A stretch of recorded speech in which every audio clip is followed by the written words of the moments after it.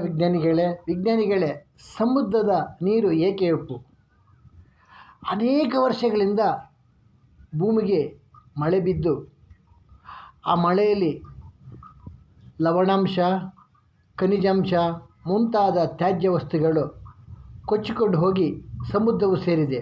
ಆದ್ದರಿಂದ ಸಮುದ್ರ ನೀರು ಉಪ್ಪಾಗಿದೆ. ಯೋಗಿಗಳೇ, ಸಮುದ್ರದ ನೀರು ಏಕೆ ಉಪ್ಪಾಗಿದೆ? ಎಲ್ಲ ದೈವ ಇಚ್ಛೆನಪ್ಪ, ಎಲ್ಲ ಭಗವಂತ ಅನೇಕ ವರ್ಷಗಳಿಂದ ಹಾಗೇ ಇದೆ, ಅದು ದೇವರಿಗೆ ಗೊತ್ತು. ಕವಿಗಳೇ, ಸಮುದ್ರದ ನೀರು ಏಕೆ ಉಪ್ಪಾಗಿದೆ? ಒಳ್ಳೆಯ ಪ್ರಶ್ನೆ. ಒಂದಾನೊಂದು ಕಾಲದಲ್ಲಿ ದೇವಲೋಕದಿಂದ ದೇವಕನ್ಯೆಯರು ಭೂಮಿಗೆ ಬಂದರು. ಭೂಮಿಯಲ್ಲಿರುವ ಮನುಷ್ಯರ ಹೆಣ್ಣು ಮಕ್ಕಳನ್ನು ನೋಡಿ ಅಸೂಯೆಪಟ್ಟರು. ತಾವು ಇಂತಹ ಹೆಣ್ಣು ಮಕ್ಕಳಾಗಿ ಹುಟ್ಟಬೇಕೆಂದು ಪಣತೊಟ್ಟರು. ಮತ್ತೆ ದೇವಲೋಕಕ್ಕೆ ಹೋಗಿ ಬ್ರಹ್ಮನಲ್ಲಿ ಬೇಡಿಕೊಂಡರು.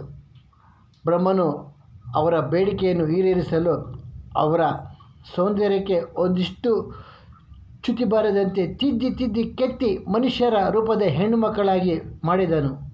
ಹೀಗೆ ಮಾಡುವಾಗ ಅವನ ಹಣೆಯಲ್ಲಿ ಅನೇಕ ವರ್ಷಗಳ ಕಾಲ ಬೆವರು ಸುರಿಯಿತು. ಆದ್ದರಿಂದ ಸಮುದ್ರದ ನೀರು ಉಪ್ಪು.